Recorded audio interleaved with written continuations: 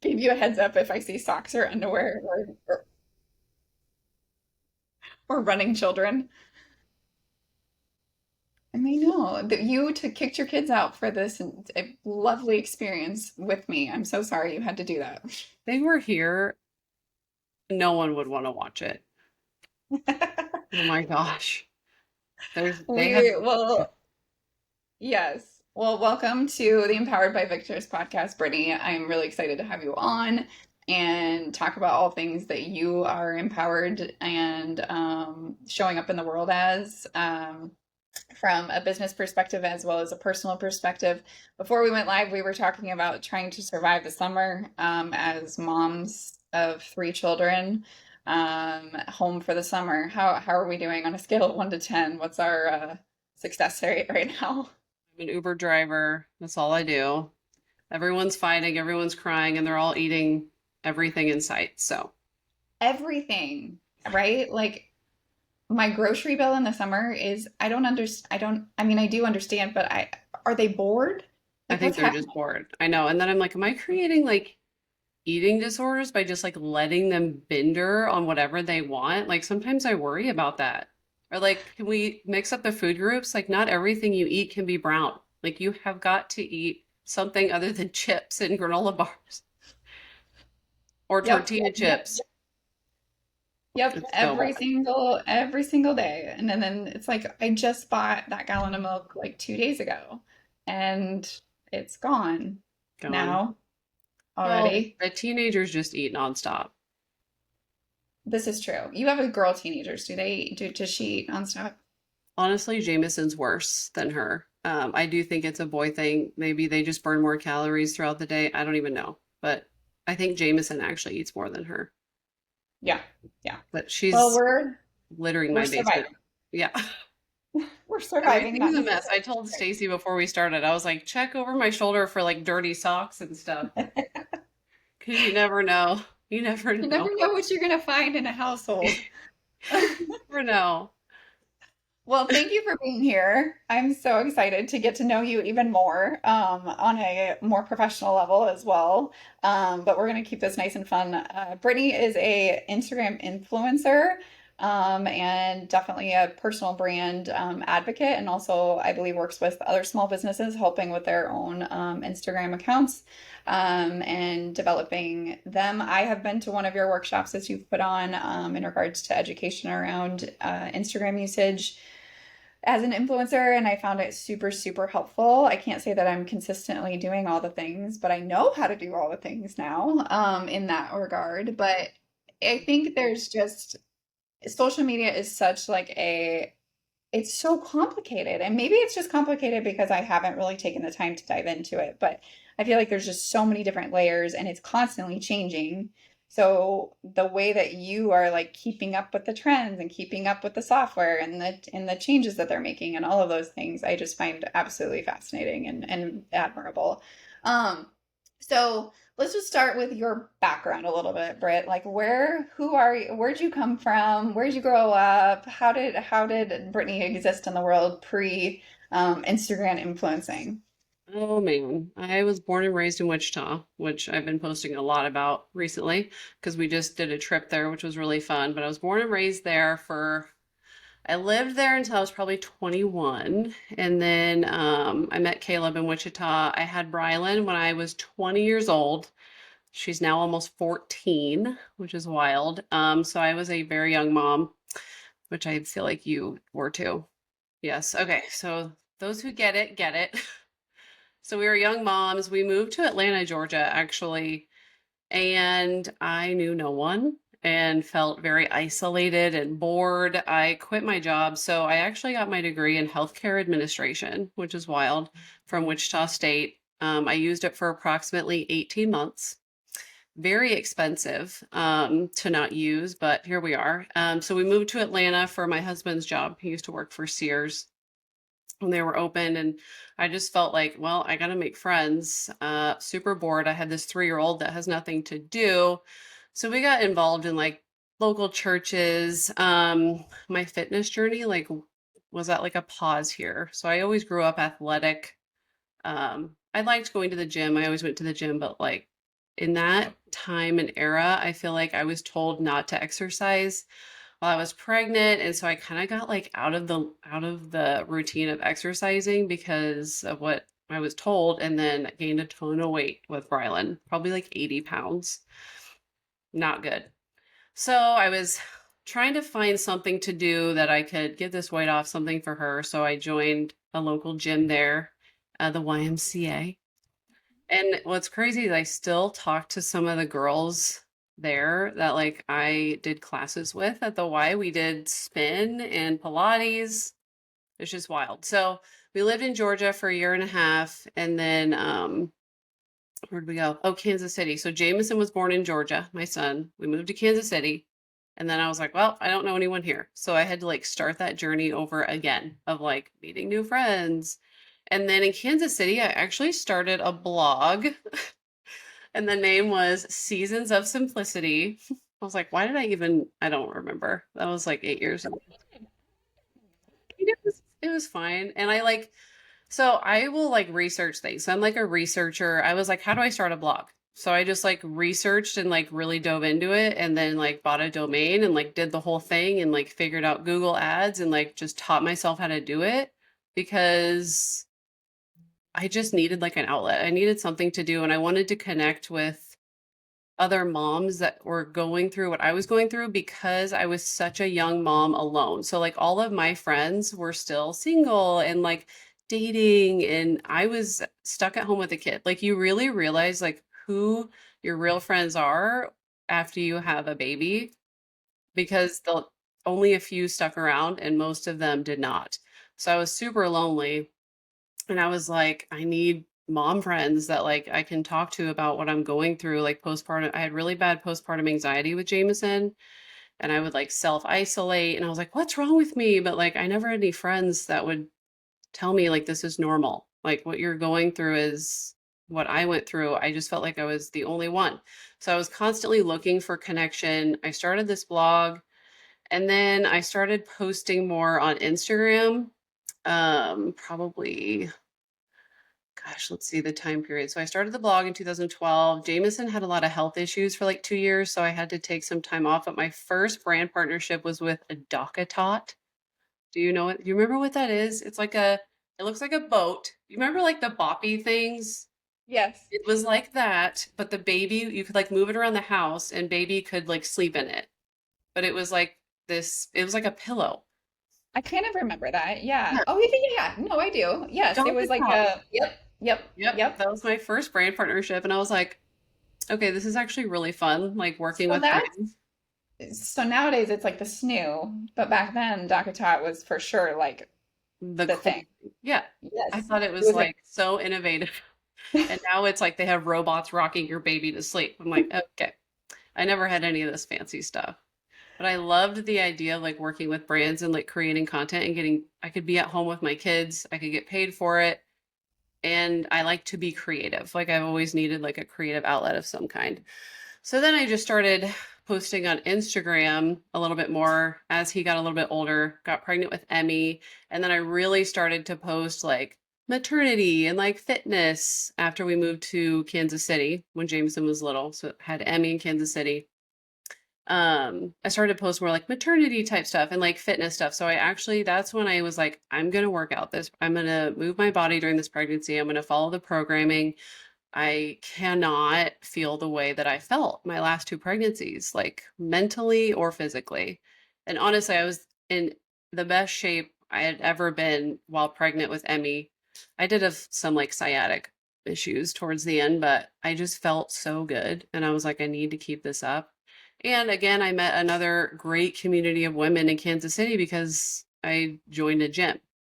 And I knew that if I had like minded mom friends, we could all relate and everything would be more relatable that we talked about. So then I started posting about that on Instagram. And then it kind of just grew from there. Like that's like my work background. I never planned to go back to healthcare, honestly. I learned a lot and it was a fun degree. Like I actually love learning new things, but I don't think I'll ever go back to that realm because this is so much more fun. And I've met so many amazing women and businesses like Lincoln. is crazy full of small business owners, which is so cool. So we moved to Lincoln from Kansas City 5 years ago, and now I'm here.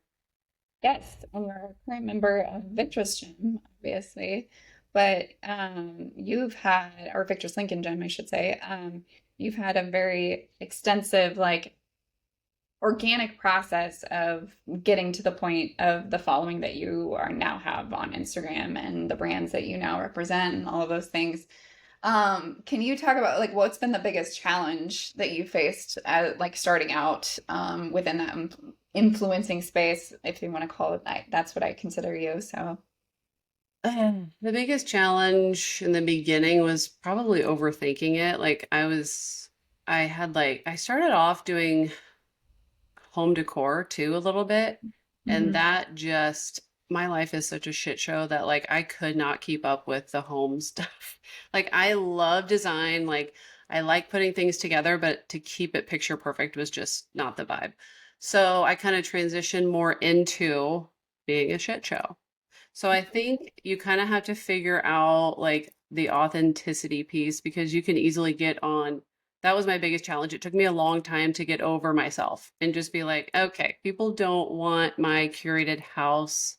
That's just not who I am. And I was trying to force it. And that took like 2 years to kind of figure it out, honestly. Because you'll get on Instagram and you'll be like, well, she's doing that. And you kind of just naturally want to do what someone else is doing because it's working for them.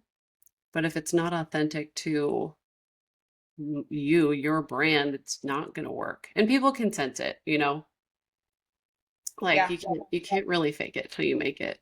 That's the biggest So, so hurdle. finding out your like authentic, like essentially personal brand, right, is what we're Right. talking about here. Is like what who you really are and how you're showing up in that space um in relation to like your personal brand and what people can expect from Brittany's Instagram account. Right.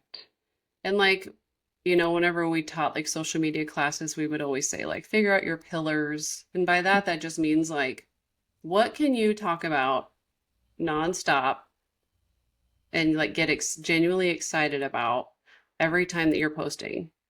Because there Yeah. really is something different about forcing it.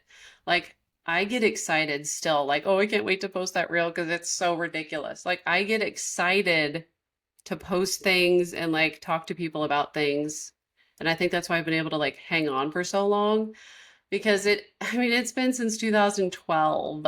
Like, people don't understand, like, this starts and it takes a really long time to kind of figure it out, Yeah. especially your own brand as you're evolving. What would you say there was a pivotal point for you in regards to like the significant growth that you've seen? Because, well, I mean, let's talk about that. Like, let's talk about like where are we at as far as followers right now, and brand representation. Like, what does that partnerships look like from what you can share anyway? Okay, so I have like 83,000 followers now.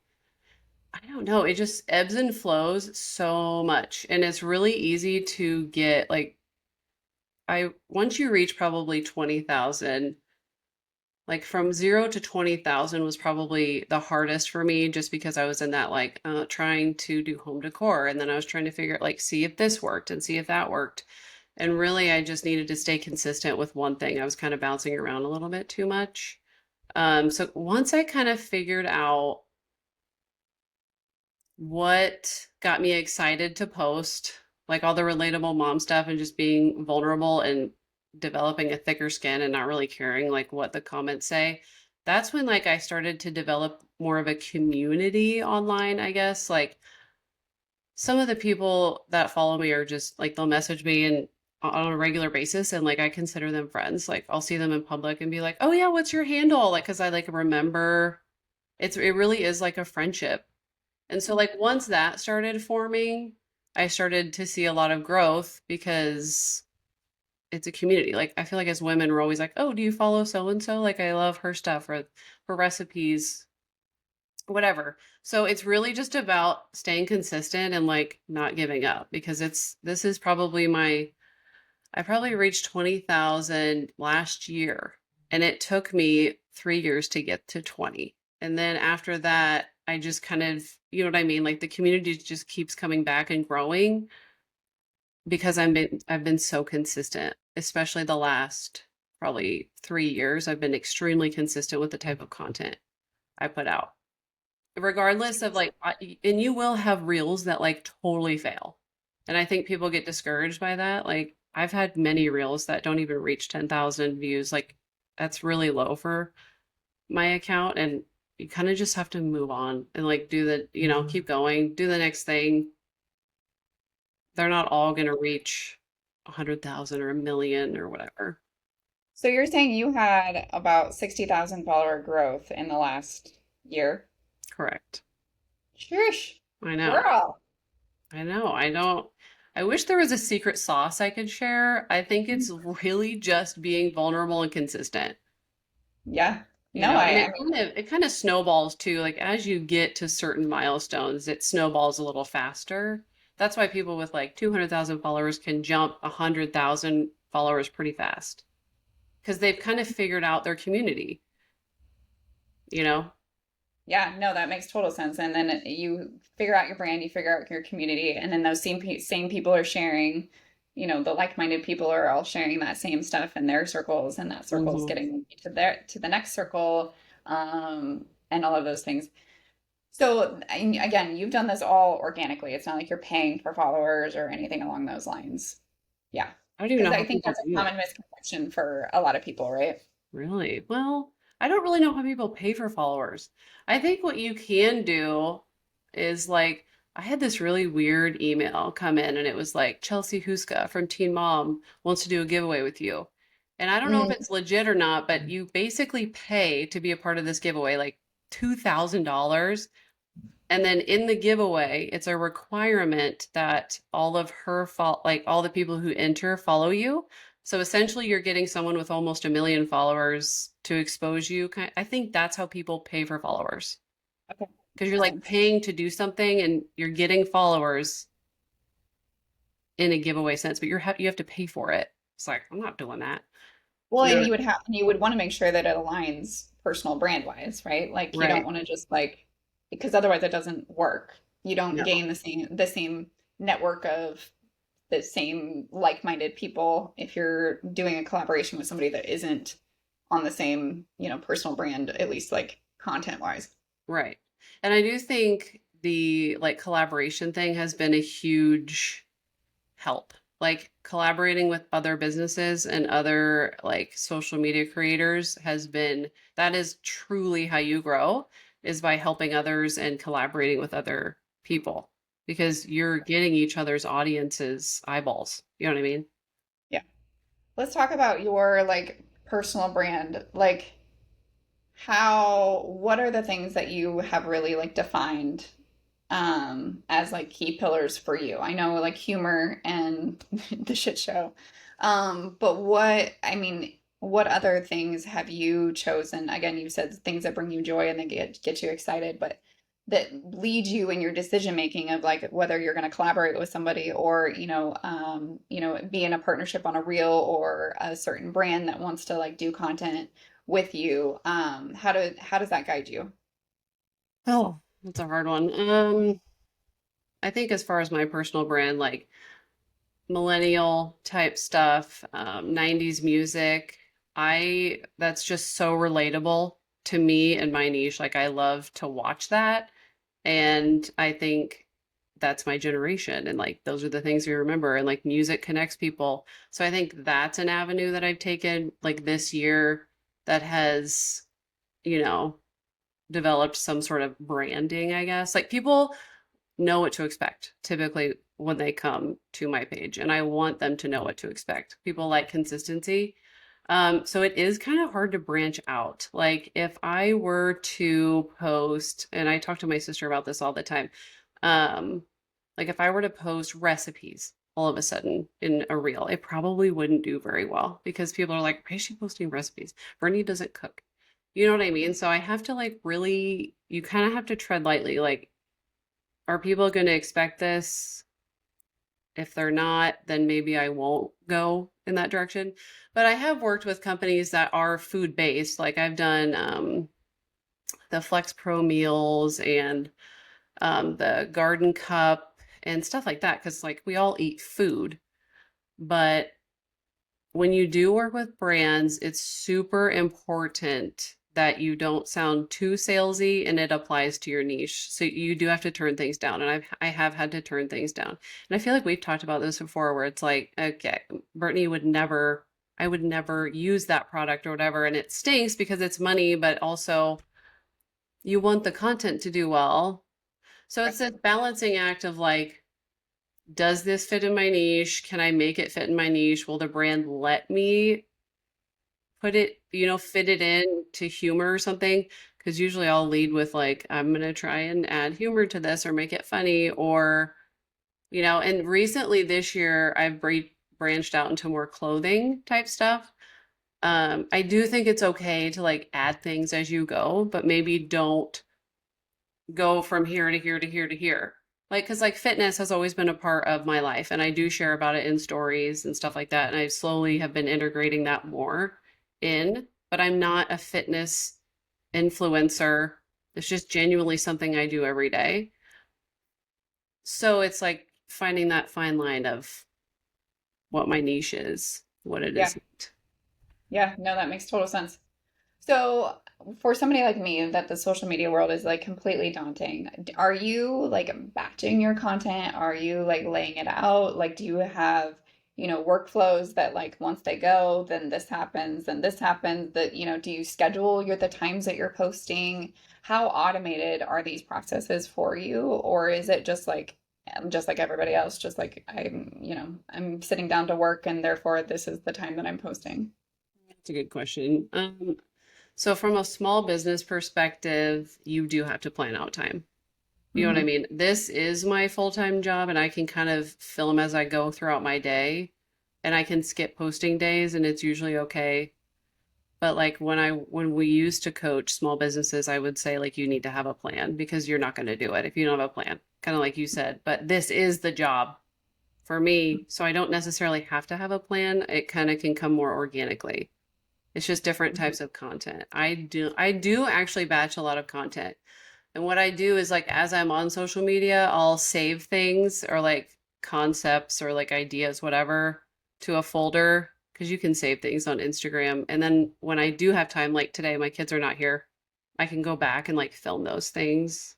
And then I have like batched content to then post in like days forward. And then there are certain days of the week that I post and don't post. Like Fridays, I don't post just because statistically they don't do well. Sundays I do post. A lot of creators don't, but I do. So it's just figuring out stuff like that that works for you, but you'll never know what's working unless you do it a lot. So I did like in the very beginning, I did like a 30-day reels challenge where I made a reel every single day for 30 days. And that was like a big learning experience for me. But it also, you get so much data like, okay, this is when I should be posting. This is when my post didn't do well. And then you can kind of go on from there. Yeah, because the data wise, it's not just days of the week, it's time of day, it's like all of those things, and with the intention that you're planning on interacting for a while afterwards, correct? Correct. Engagement. Yes. It's Okay. easy to post, but the relationship is really where the community and sales happen. Like you have to engage, you have to be commenting on other people's things, but you don't have to do it all day. You could do it. Right. I'm on there probably more than most people, but engagement is super important. Like you have to reply back to things. Reply back to things, and then is it true that like once you've posted something yourself, like you should be active on there for a while afterwards so that Well, you could it do like 20 minutes before, 10 minutes after, just like to be on the app for a minute after you post something and engage with whoever's, seeing your post. yeah.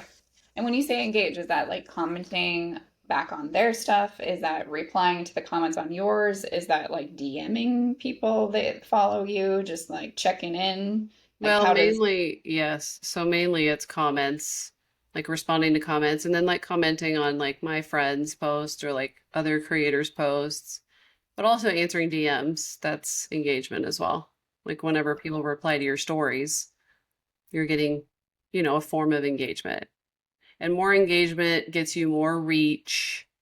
It's just this like cycle of like you want high engagement so that you get more of a reach, more of a community from a like a business standpoint. That's what you want to do. Absolutely. Absolutely. And then, Reels has been a thing for probably longer than I'm even aware of, to be completely honest with you. But, Instagram was not the real space. And then it became like definitely, what was it? Like, it would probably TikTok was kind of the original, like, real, like, space that held that type of content. Now, obviously, Reels on Instagram is like probably one of your best reach tools and engagement tools. So how was that? What was that like navigating from? Because it used to be just pictures, I believe, on Oh yeah. Instagram, only Yes. pictures, and then it was videos, and then it was, well, no, then they allowed comments, and then it was videos, and then it was now we're on to reels or whatever. Reels. So how has that evolution been trying to educate and learn? I know you said you're a learner, but to navigate the changes and the algorithms and all of those things with that change in content.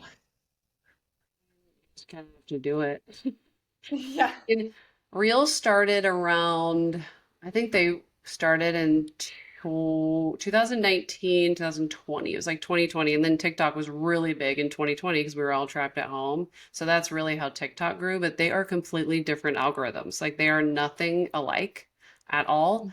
I started a TikTok probably, I have less followers on there, like 26,000 on TikTok, but I started TikTok probably 2 years ago. And what I do is I repost a lot of things over there. But navigating the changes of Instagram, it's kind of like just go with the flow. I know some people don't like to go with the flow, but you kind of have to go with the flow and like what's popular. And get used to video content. Like if you want to be a content creator, you have got to post video content and you have got to get over it and just Yeah. do it. And you can start with stories and get comfortable on stories. But I'm actually trying to be more consistent with like static image posts as well. They don't do as well as reels, but I still like them. And I think I still like to take pictures of my kids and like things that I'm doing. So I think just having a nice blend is something I'm trying to get better at because for a long time it was just reels. But you just kind of have to, I don't know, go with the flow and just embrace the changes and Yeah, I mean, and at video editing, right? Like now with the real part of this, like I think yes. Instagram makes it fairly user friendly, for the most part, but the filters and then the timing of the words and where do the words go and how does the caption Yes. work and where does that pop in and if you're using a graphic, where does that go? Or like all of those things, like it can feel extremely overwhelming whether you're just a small person trying to develop a personal brand and or a business entity. Obviously I'm sure they're teaching these types of things in college, but things keep changing too. So how have you navigated that space, and is that like a YouTube, I'm going to learn everything I can, or just trial and error? I used a lot of YouTube tutorials in the beginning, with different features and stuff on Reels.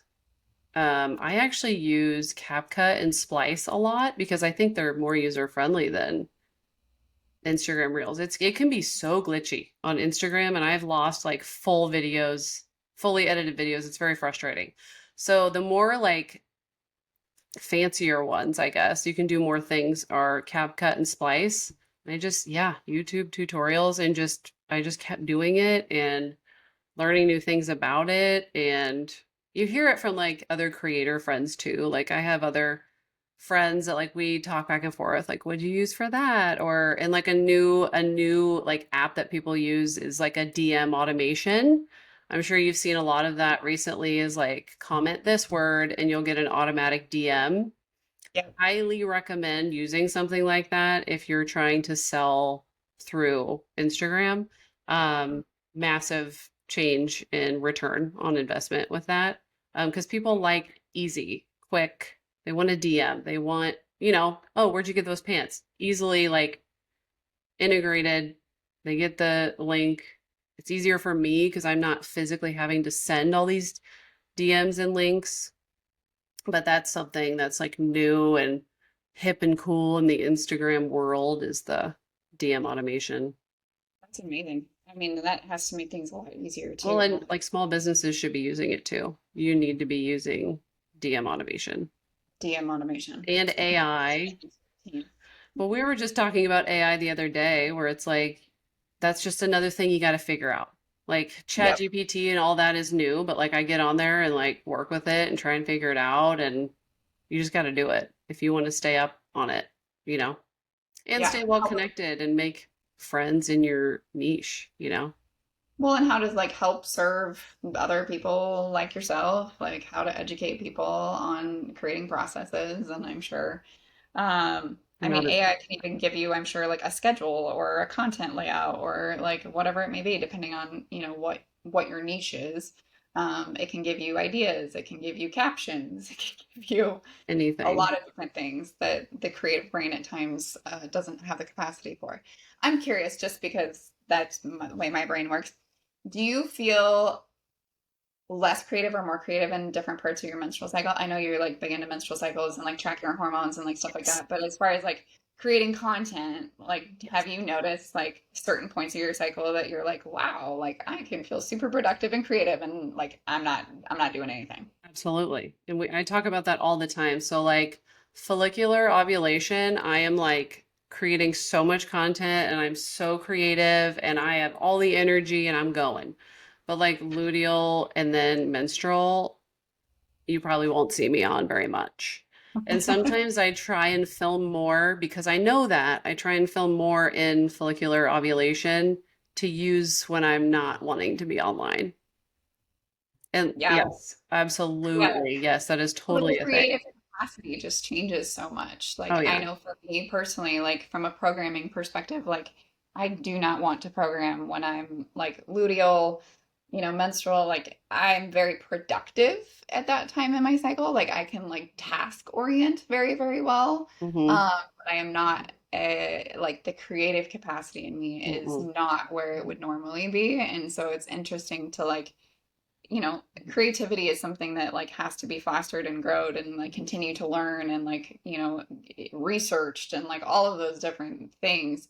And yeah, I was curious if your hormone cycles would affect that for you because that's a lot of creativity you're having to pump out like Oh, consistently. yeah.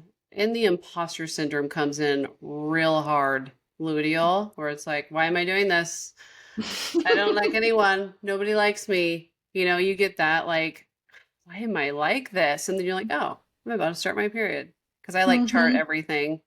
And so I'll look, be like, why do I feel this way? This isn't normal. But then the other parts of my cycle, I'm like, I love my relationships. Everything's fine. And then I don't know, it's just funny how you kind of go like downhill towards your period. The imposter syndrome gets at me. I mean, it happens to everyone that has any sort of social media presence or following. Like you're going to have imposter syndrome and when you're in luteal. So it helps to know though, be like, oh, I'm in luteal. That's why I'm crazy. Anyway, Anyway, moving on. yeah, every But single month. just be grace, right? Like Yeah, I'm just not going to be as creative and in the headspace for this type of stuff. exactly. As far as like the negative comments and the world of social media, I know 2020 was a absolute, as you said earlier, shit show of the world all around us, and probably trickle effect from there. But there was just so many people living through screens and interacting through screens and not having like in-person interactions. But now, how are you navigating that space of like negativity and the comments and, the opinions and all, do you read them all? Do you not read them all? Like, how does that show up for you? You have to have really thick skin, especially if you have any sort of viral reel. Like you just have got to say F it. Like Hmm. it takes a while. Like you will get butthurt by some things. I have been butthurt before, but you have to remember like hurt people try and hurt people. So maybe they're going through something that I don't know or understand. And what's kind of funny is that doesn't happen typically. Like I really don't get a lot of negativity unless something goes pretty viral, like reaches like 1 million to 2 million views. And that's just because the majority of the people who are seeing that reel are people who don't follow me and don't know me. So if I look at a reel where it's like most of my followers have seen that reel and engaged on it, it's there's no negativity because there's a community of women, like-minded women there that understand the content and they're not going to talk shit. It's when it gets to like a million, 2 million, I'll get like random guys in there that are like so mean, like they'll on your looks and like your parenting and whatever. You just kind of have to. I don't really read it once it gets to like that point. I don't go through comments once it gets to like a super viral point. I kind of ignore. And you can block people. If someone's really that terrible, just block them. Yeah, You know what I mean? Nobody needs that on their page. giving them a nice little mute would be totally fine. And another way you should look at it is they're giving you engagement. So like, hey, thanks for the engagement. Keep commenting. You know, that's really the only way that you can turn it around is be like, well, they're giving me free engagement. Hey, thanks for it. You can even comment back and say, hey, thanks for the engagement. Hope your day gets better. Thank you for your opinion. Appreciate your feedback. Yeah, thank you, keyboard Moving warrior. on. Yeah, Um, it's not how common. do you how do you navigate like I know like how much of your content is coming from, you know, researching other, other ideas on Instagram, which everybody does, right? Like you're researching like other ideas or TikTok or whatever it may be, like you see a version of a reel that you can make a better version for yourself or whatever it may be, versus like just that organic, like, I have an idea for a reel. Like how much of it is research? Truly, if you like are trying to be a creator in this space, what you should do is go to TikTok first because that's where everything starts. Mhm. I don't typically scroll Instagram looking for inspiration or creativity. I typically, a lot of my creativity happens in the shower or right before I'm going to bed because I'm like thinking about everything from the day, and that's kind of how I come up with concepts. But if I need like an idea or I want to find like a viral sound, I always go to TikTok first. Everything starts there. So if you want to be ahead of the game, go to TikTok first and then put it on Instagram. But I think the community of like relatable, funny moms, like they all have, I don't know, we kind of all I don't want to say use each other's content, but we all kind of like have a different version of every viral sound, which is that's kind of fun for me to like watch. Like some of my creator friends who will use the same sound I did, but they'll use it in a different way, and it's still hilarious. Like there's so many different ways to use trending and viral things, and it's just a fun environment. And some of my stuff is like original, probably 50. I would say like 50-50 or 50, no, 40, 60, probably 60% is like me talking. It's kind of hard for me to get into. So I do a lot of voiceover stuff and like viral sounds. I have done a few like original audio things where it's like me and Caleb talking or whatever, but it's like really hard to do. It's almost like what's it called? Like an SNL skit when you're doing it by yourself. I want to get more into that. I'm trying to transition more from like the trending sounds into like my own original audio. I'm trying to like break out and do that a little bit more, but it's hard. It's really hard. Thinking when you were talking about the audio, I was thinking about the Victor's connection to the one viral audio out there right now.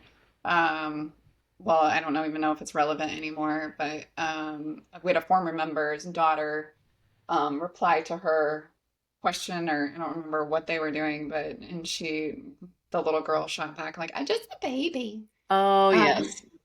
We say that all the time, like in our family too, which is so crazy. Like we literally speak in TikTok. It's so weird. And when my yeah. sister and I get together, my sisters and I, we will literally like just talk in TikTok sounds back to each other and we get it.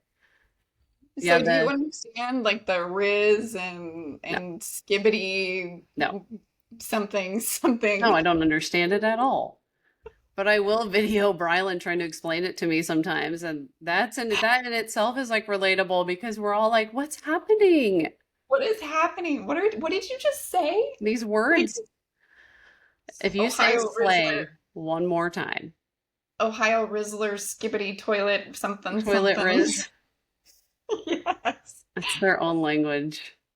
And I And that's, I feel, don't know if that's TikTok or if that's just them. Like I don't know where it's coming from. We're talking about middle school slang, yeah, essentially. middle school slang. We really are. And it has taken over a lot of audios and like things people say. And I don't I feel like I know what's happening, but then there are times where I'm like, I don't know what's happening. So it is helpful to have a 13-year-old kind of coach me through a little bit of this. I do feel like an old lady in this space sometimes, even though I'm only 34 years old. Why? Because of the fact that you became a mom earlier on Yeah, in your, maybe. yeah. Maybe. And like none of my daughter's parents. So that's another thing that's kind of hard to navigate is like other kids joining social media now at this age that they're teenagers and I don't, none of her friends, I block them all. I'm like, you don't follow me.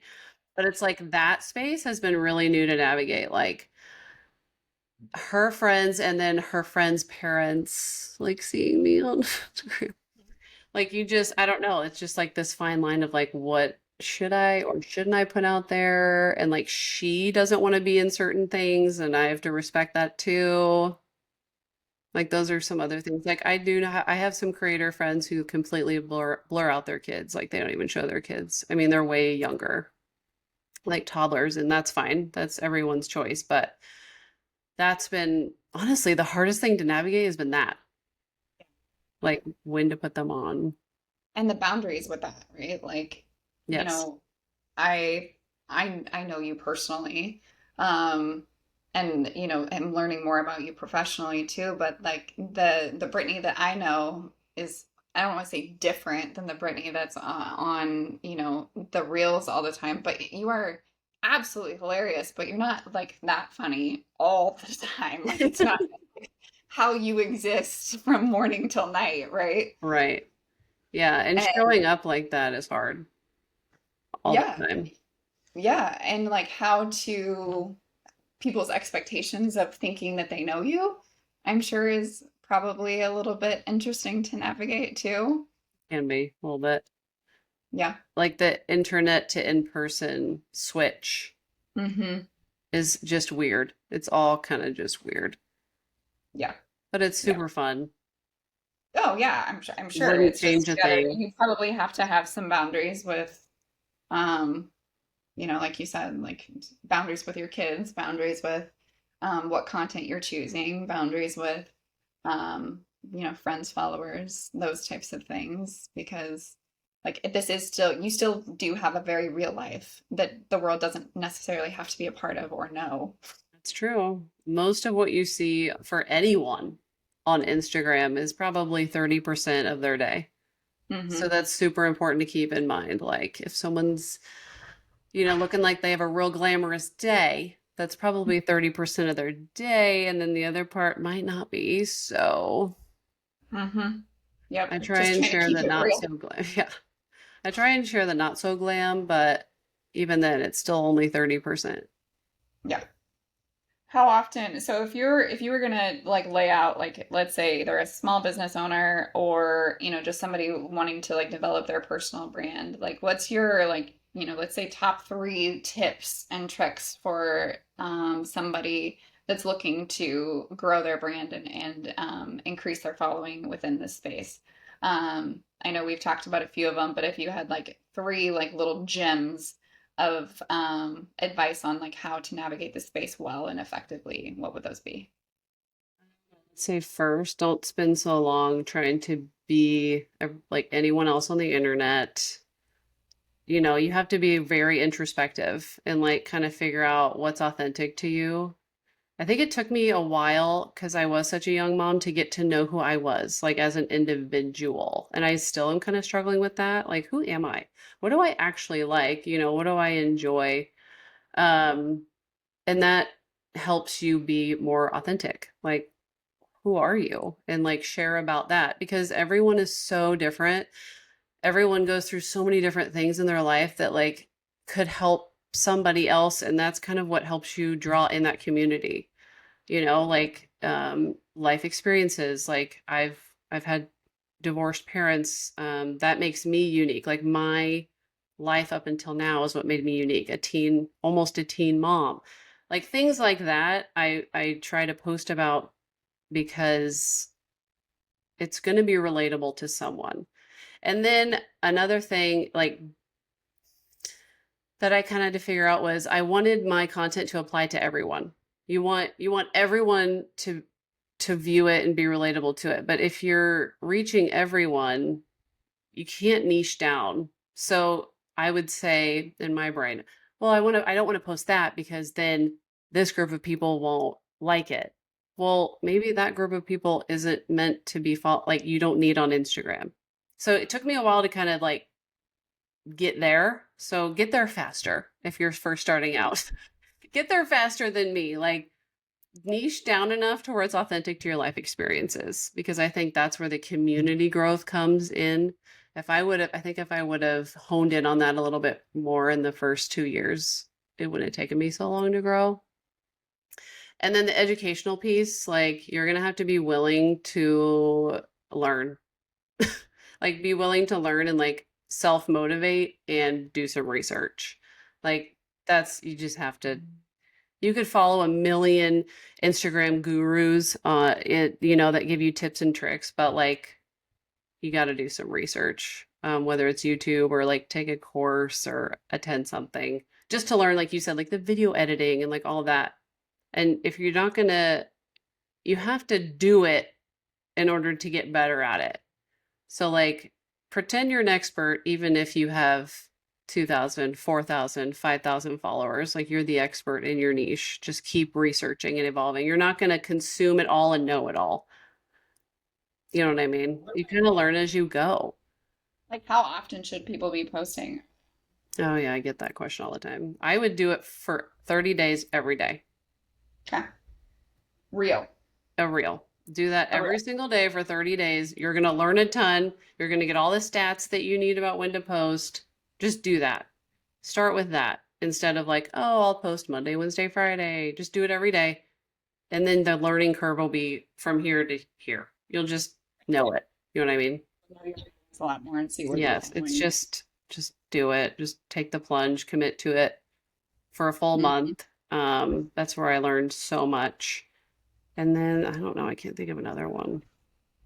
Another Be question for nice. you. There's a lot of talk in the world right now on like the negative effects of social media, right? Like the ramifications on our kids and on ourselves, and is it affecting social interactions in the real world? Like all of those different things. Like how are you navigating the boundaries around that and like protecting, your own mental wellness and health and your children's and all of those things? I need to be better. They could always be better.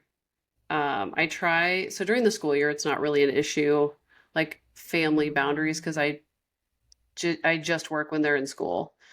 Summer is when it's been really difficult, because I hate for them to just see me on my phone all the time. But then it's like, I have got to do this. Like, this is where my job is. And I just have to keep explaining that, to them, and I've explained a lot of the back end stuff to even Brylan, like, this is how you monetize, like, this is how you negotiate brand deals. And like, I'm trying to like teach her that this isn't just me scrolling my phone, giving them that education. But there definitely does need to be boundaries because you can become obsessed with it.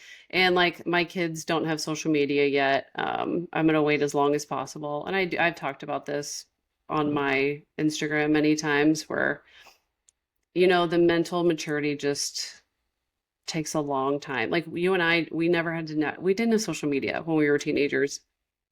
And even then, like I struggled a lot, being a teenager, comparison, imposter syndrome. Yeah.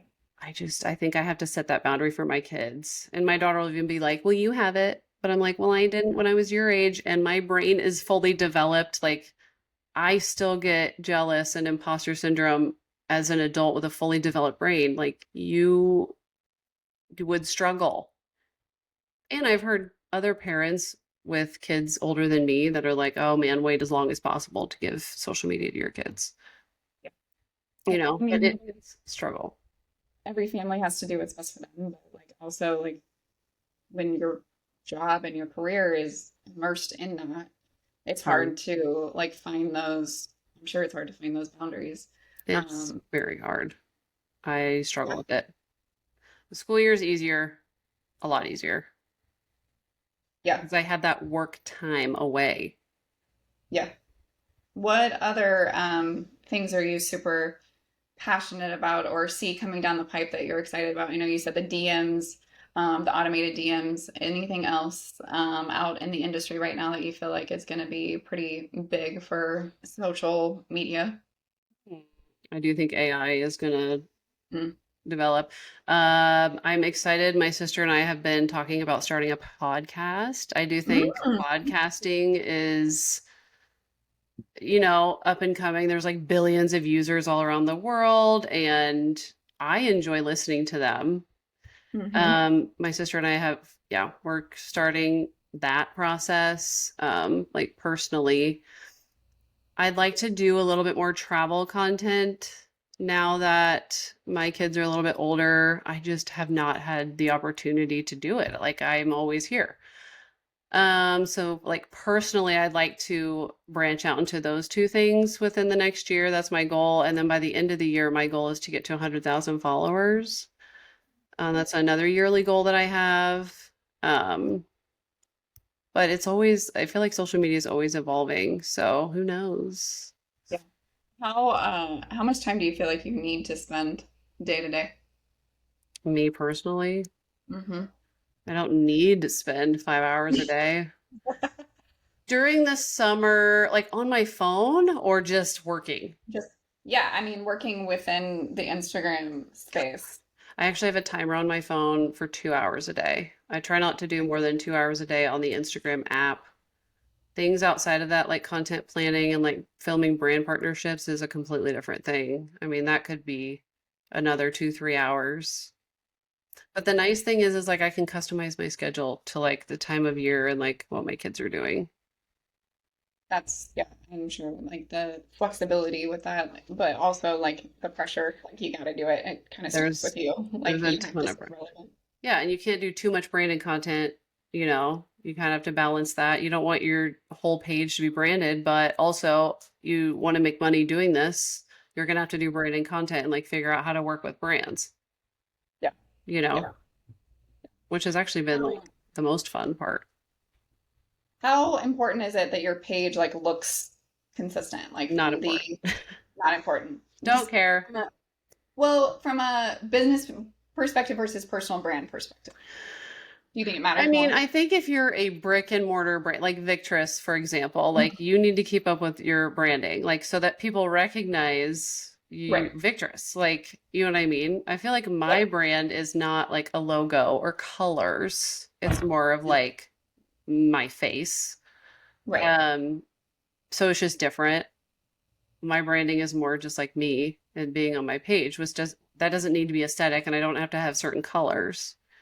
But Right. like for you guys, like should probably stick with your branding. Well, yeah, and that's the difference between like personal brand, right, versus a like business brand. Like when you're representing a business versus the business has a brand and it has its own personal brand within it, but it's also I guess I could use like my page versus Victress's page. Like it's not gonna doesn't need to look the same or Stassi's page doesn't need to look like Right. Victress's, but there's still obviously a personal brand Cohesiveness. representation in both spaces there.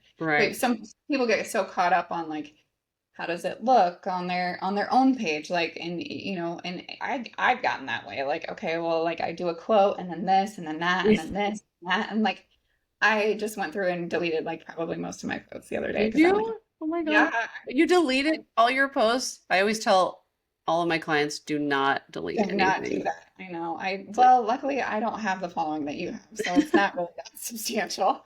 My 3,000 is totally fine with me. well, if you think Um, about it, like the way people are viewing your post is not like what your feed looks like. Like rarely is Right. somebody going to see your entire feed They're curated. just gonna see that top half. Yeah. They're going to see like in their feed, they're just going to be scrolling and like it might be two of your quotes in a row. Like they're not going to know.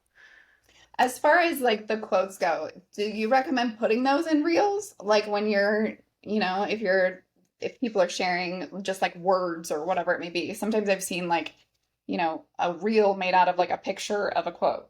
Yeah, you can do that. I mean, your reach is going to probably, so like memes do really well. Like funny, Mhm. shareable memes do well. And you can put that over a reel and just reuse it. It's just two different types of content that could have a different performance. Do you But recommend people using Canva on those types of stuff or yeah, I love Canva. yeah. I use Canva a lot. I never thought about using a different video editing versus just using Instagram. Yeah, I Like do I all my, don't know why I never thought that was an option. it's so much easier. And like sometimes I'll even use TikTok to edit videos because you can upload up to 10 minutes of footage. With Oh wow. like if you're filming like a vlog, like a daily vlog, you can just throw all your stuff in there and edit it. But like with Instagram, it's like you can't. You have to have a certain amount and edit it Yeah. out. And so I just don't use it very often. I Well, and use then the Canva. timing of the pictures, like if you want like a bunch of like pictures thrown in a row, like I haven't figured out a way to like not go in and use my fingers to like make them shorter and every single time. Oh my. In Instagram, Yes, you can also like upload, like they have templates now where you can like upload like 10 videos and it creates like a custom template for you. because there are like ideas and templates like in the real thing, right? Yep. Like I've seen that hmm before. It's honestly Instagram like is not that user friendly. That's why I like video editing apps because they're just more straightforward of like how things work. Yeah, I mean, I was watching, I mean, Alyssa's posted, stuff on our Instagram here of like videos of like, the picture changes with the music. And I'm like, did you just spend like all that time like timing that out? Like, how does that work? She I'm sure probably it's a put it in template. the I'm editor. sure somebody created a template out there. I just was like completely amazed. There's a ton. Yeah, there's a ton of templates that make everything so much easier. I don't know. Anything under 7 seconds, 7 seconds max performs the best, honestly. Like long form video, Good to know. it's hard to do long form video unless you do it super consistently and people expect it from you. Right, And like right. TikTok, they only pay you if you have a video over a minute long. hmm And How like often should you be on stories? actually, like if your story views are kind of tanking, it's best to take like a 24-hour break just to reset the algorithm. I've noticed. I'm on stories at least 6 days a week, probably though. And then I'll take like one day off, kind of reset everything. Because if you notice, like if consistency, if you do this often, you'll notice your views go way up if you let everything expire, which is in, Not bad is that? That seems like counterintuitive. I don't know why it's like that. I don't know why it's like that, but it works. They'll go way up How if often are you updated on algorithm changes? you Or just do kind of you like get notifications or you just have to like search that out or you just have to figure it out on your own. Like you're I don't get like notifications like algorithm change. It's all like update? it's all update, do this. It's basically your own back end statistics that you have to study. Like I told Gosh. you, like I post on Sundays because I know a lot of other people take that day off, Yeah. just stuff that like you notice and learn. And like the algorithm doesn't change that much. Like Right. there's updates and like fun new features that they want you to use, but it doesn't change that much. Like the biggest difference is if you go from Instagram to TikTok. Like Instagram algorithm works way more. It's you have to be consistent. Mainly your followers see your content unless you get a lot of views. TikTok, you never know. Like you more people that don't know you see your TikToks because you have a for you page and a follow so then you have a following tab. Most people spend time on the for you page and it's all people you don't know. So Right. I mean, you could have the dumbest thing go viral on TikTok and it flops on Instagram. Like they're just so different. And there's no like perfect time of day on TikTok. And days of the week. It's just weird. Sounds like a teenager. Kind of does. No consistency. You never know what's happening. That's exactly what it's like. It's like the You- teenager and then the millennial and stuck inside Instagram. oh Like my gosh, TikTok's the seriously. teenager I know. and Instagram's the millennials. That's exactly what it is, actually. A lot of, well, most of our generation is on Instagram. Like most of my following is that age group. Yeah, similar age group to you. Yes, TikTok, you Yeah. just never know what's happening over there. All right, last question. Hashtags. Like what's the importance there? How do you know? Is it again just like analyzing like if you did 30 days in a row and I use these hashtags, can I you don't see know. how that works? Like how do you like navigate that space? Because that was I big early on. I think people overthink hashtags for sure. Okay. You really only need between 3 and 8, no more than 8, maybe 3 and 6 per post. And then I like to use, sorry, Hello. You're can you fine. hear that on your line, on your end? How do I make it stop? Okay, sorry. It's fine. Why is it still ringing? Sorry, There's please. I don't know why it's ringing. But also, ours is glitching too. you're not glitching. You're here with the Oh, mic. well, you might have to crop this out.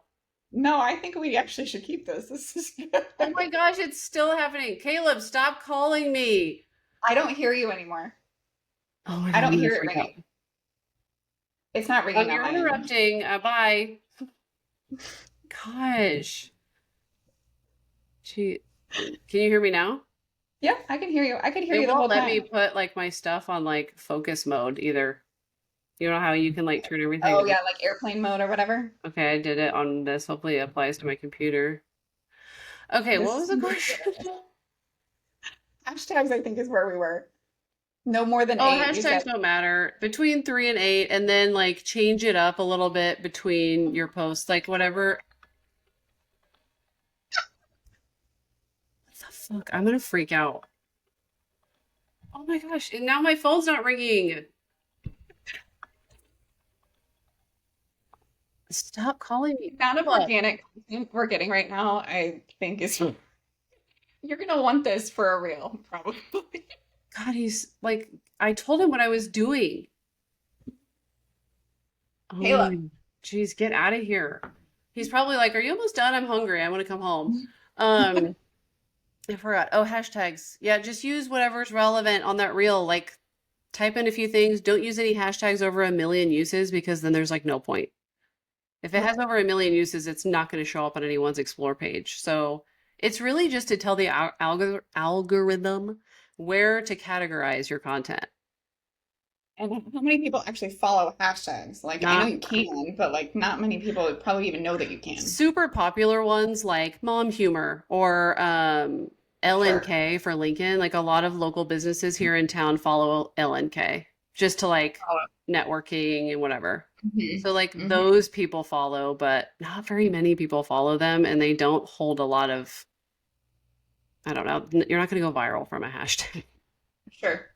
So your recommendation would be create it in a space, put it on TikTok, and then maybe put it on your Instagram from the TikTok, like the cross That's posting. Do you usually the cross sequence, yeah, that's usually the sequence of events that I use where I go Okay. from TikTok. I'll edit in TikTok, but I edit, put it in TikTok, and then I'll throw it on Instagram. And I'll use the text in TikTok, like save the video and then add text in TikTok, but then use the raw video on Instagram and then use Instagram's text. They like it when you edit it in each app. Like never post a TikTok like watermarked video on Instagram or vice versa. They Mm-hmm. don't like it and it won't do well. Okay. So you want to like just completely save the video, then post it on one, and then post it on the other one, Yeah. and not copy paste the text. Like you want to have your own text as well. Yes. And on TikTok, you can actually save your video with sound, which is nice. Like Yeah. it'll save the sound with it so that if you're Yeah. doing a voiceover, it's all saved together, you know? Yeah. And you told me in that thing, like make sure you're saving your reels before you necessarily just like save as a draft because you Oh, just yeah. like Save them. You'll lose everything. So if you log out of Instagram, you lose all your drafts. So Right. You don't want that, especially if you have Right. a lot of drafts that you've edited. That would not be good. Yeah.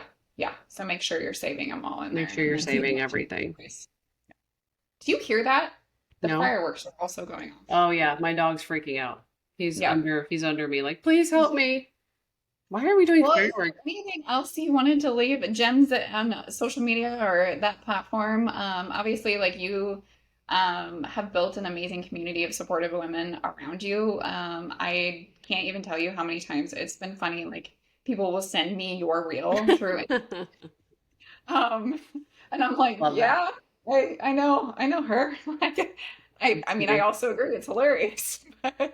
I mean, it happens all the time. So like, obviously, your like network is outside of even just our local connections here, which I think is super cool. And like the content that you put out is so just real and funny and relatable. I think as like you said, like other young mom over here, but also like just navigating the world of the insaneness of children and husbands um Teenagers, and everything. everything, yes. Yes. So I think it's been super fun to like watch, how you have connected yourself personally within the Victress space, and the people around here, but also the bigger net that you have and the way that like you're supporting and honestly empowering women through the humor and through that lightheartedness and relatability. So it's been fun to watch and see that just continue to grow for you? Because I knew it was exploding recently. I didn't realize it was exploding by like 60,000 followers recently. So This congrats. is like That's my, amazing. thank you. This is my fourth year at Victorous. Can you believe it? No, I don't even feel like I've been here that long. I know, it's really weird, but I have loved the space and the friendships that have formed there. Yes. Very Yeah. valuable to my Yeah. everyday life. And you are like one of the most consistent members we have. That's for sure. If you're in town, you're here. Come to the 9 a.m., everyone. It's a good time. It's a great time. It's a It is, great time. it Well, is. thank you for sharing your expertise and your time with me today. I really, really appreciate it. I enjoy talking to you. And I'm sure we'll have you back on for other tips and tricks out there. But where can people find you? Anytime. I'm on Instagram, Brit_Perrine. I'm also on TikTok, same username. I'm on Pinterest now. Ooh, that's a new space. That's a That's a whole new nother conversation. space. I also like started a newsletter. So if you want to sign up for my newsletter through my Instagram, you can do that as well. Awesome. Yeah, I feel like Pinterest is not a new space, but it's like an old space that's reemerging. It is. It has video content now. We've been trying to start to utilize that space for some of our educational content on the movement side of things because I think that I It's mean, I'm moving. on it still consistently, so I'm not It's saying that what I do, everybody else is doing, but I'm sure that it's utilized more than we think. it is. It's coming around again now that they have video stuff. Yeah. Yeah. And All right. beware, your Well, teenagers are watching TikToks on Pinterest. your teenagers are watching TikToks anywhere. I mean, from my YouTube. understanding, it's on Snapchat, it's on YouTube, it's on Yep. uh, TikTok, it's on Instagram. It's literally like any platform at this point. Yep. Yep. Yep. Beware. Yep. Beware. Seriously, beware. Well, thanks, Britt. I appreciate it. Thanks, Stace. See you Have later. a great rest of your day and happy 4th. You too. See ya. Bye bye.